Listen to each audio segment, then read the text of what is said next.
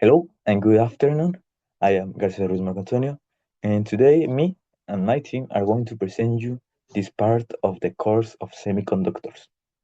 My team is made of Camacho Ramirez, Flores Luque, Garcia Ruiz, Herrera Martinez, Martinez Sanchez, Pego Silva, and Pacheco Castillo. Well, as we saw before, this course is made of 8 topics, and we have already presented you the first 4 topics of this course. So today we are going to see the number 5, 6, 7, and 8. Well, in the topic number 5, we are going to talk about safety. In the number 6, we are talking about supply chain, and the number 7, human resource. And finally, in the number 8, we are going to see about finances. So now my teammate is going to present you the safety. Thanks. Okay, so I am Sergio Alberto Luque and I am going to present you the part of safety. Okay, in order to avoid injuries, there must be some safety rules while handling semiconductors. We also have we also have to have a PPE, which means personal protection equipment, and it consists almost always of safety glasses, insulated leg, and footwear, hard hats, and insulated gloves, and all that kind of stuff. For example, here you see in the picture, here we have some gloves, safety headphones, this power flexometer, some isolated boots, perhaps they are some kind of work boots, and all that kind of stuff. Well, or maybe stuff related. Then the employer must give a safety manual to the employer, and that's part of all the safety that you need to know at the moment at working with semiconductors. Thank you. Okay, so today I'm going to be talking you about the supply chain in the semiconductors. And there are some key components of the supply chain. There is the raw material. And we have to be able to access to the people who can give us the raw material. Some of these are silicon, rare earth elements, and chemical. Also, the buffer fabrication, uh, uh, especially specialized facilities where chips are manufactured. Assembly, testing, and packaging. These are the final stage to ensure the chips are ready for integration and the distribution, shipping to end users. For example, automotive, electronics, and medical devices. This is an example of the role that has the supply chain. And in the semiconductors course, uh, we saw how to develop every single stage of this chain, and how can we uh, do or better in each step. So, hello. Today I'm gonna explain the mitigation strategies for chip development. Sorry, the diversification, increasing production facilities in multiple regions. That means to open the new source of employed to fuck it. Bueno, empleo of work.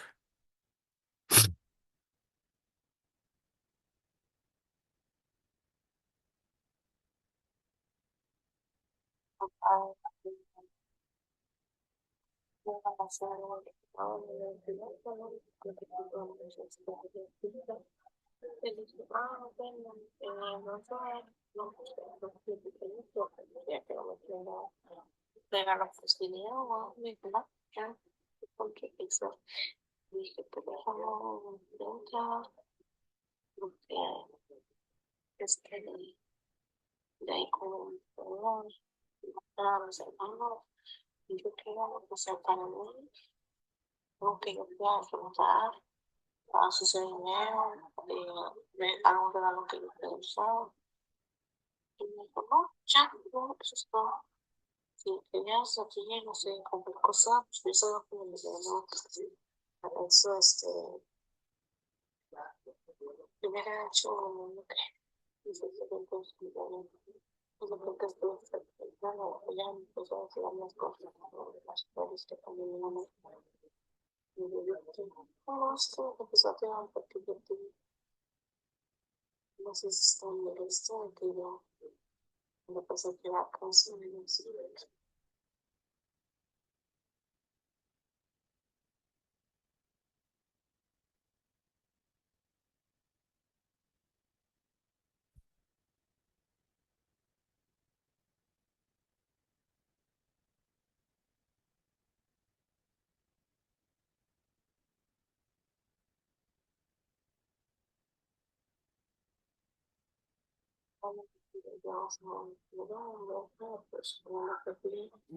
No sé si se me gustó por eso.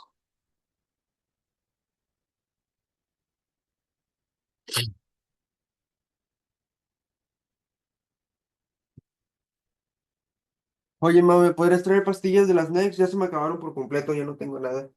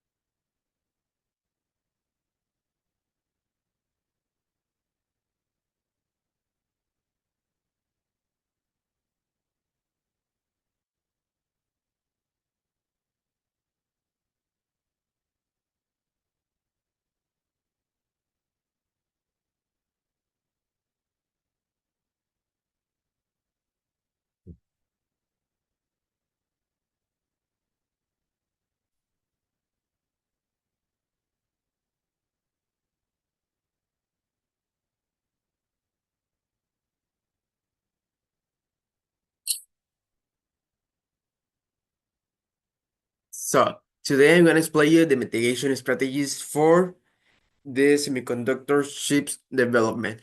So, the diversification, increasing production facilities in multiple regions. This means to improve the source of work in a certain region by start a factory or maybe a manufacturing building near some maybe some town or some zone that is there is in those developed by its surroundings like put a factory, I don't know, in a town that is outside the city that it doesn't have enough people to be a city as itself, but have enough people to consider it as a source of employees to work on the fabric. Government support. This is subsidies and incentives for local semiconductor manufacturing. This means the government give you some money to help you or help your factory or your manufacturing uh, process to be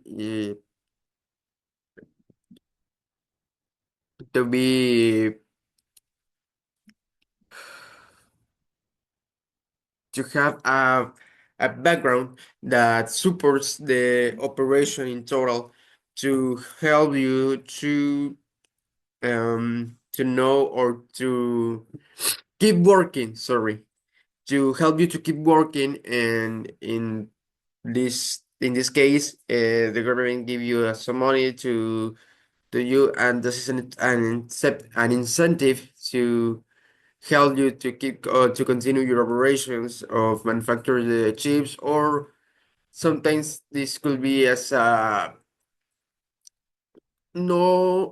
not all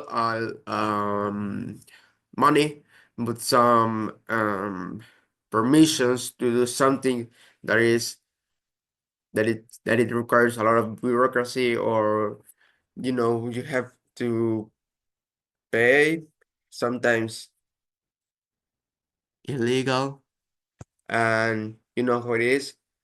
And the government give you some incentive to do or continue your operations in some area, or sometimes in some cases just give you some money to keep your company to keep on the top.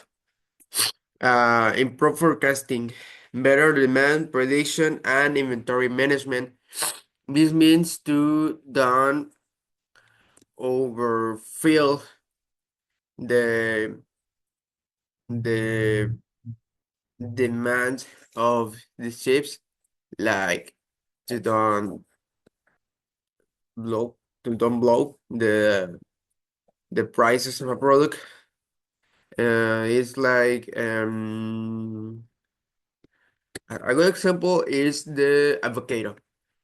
You have a little tons of avocado um,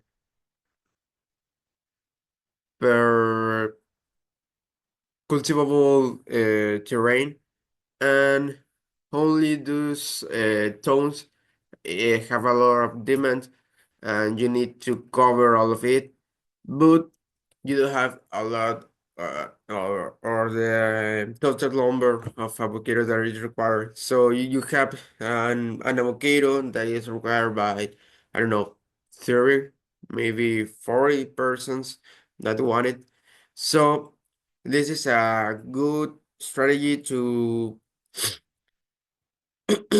to know your inventory and know how much you can give you can give to the person, for have and balanced prices and balanced storage management, to know if you are giving too much to the persons or to the people, or you are giving to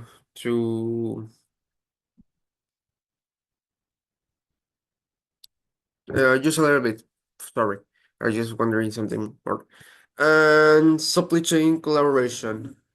This means partnerships among companies for shared resources and innovations. This happens a lot of times in the industries and manufacturing companies, that maybe a company does something and then they send to this other company to finish the process, like maybe the cell phones. The cell phones is a great example, like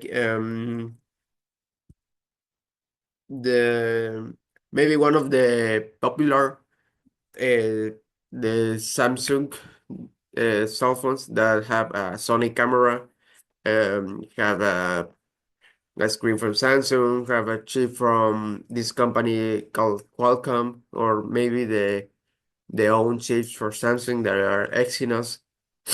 And they have multiple pieces from several companies that in its total make the cell phone that you have all the final process. This is one of the most known collaborations, and there is a lot of more. Like the NASA have a lot of contracts, have a lot of collaboration between other space agencies, or maybe um, between other companies to have the node material, the node resources, or the node um, pieces, maybe, if you can see in a certain way, to have the node staff to do what they do. So this is something that you can see in the mitigation strategies. So that's all for me. Hello, I'm gonna talk about the human resources, about the semiconductors presentation. First of all, we have technical skills. For example, semiconductor physics and electronic fundamentals. And then we have the knowledge of IC, that are integrated circuits, design and fabrication process. This one is really interesting. I really like that topic. Also, we have the efficiency in CAD tools and simulation of software. I use CAD tools, so I think this topic is important and interesting because it helped me to the efficiency in CAD tools. Then we have engineering disciplines, electrical, materials, chemical, and mechanical engineering. Also, what I think is the most important skill is the soft skill, because if you have a good cultural knowledge or a good knowledge about your technical skills, but you don't have soft skills, you can't develop that technical skill. So this one is really important and interesting. That is problem solving and critical thinking and collaboration and communication in multidisciplinary teams. And that's all for human resources. Thank you.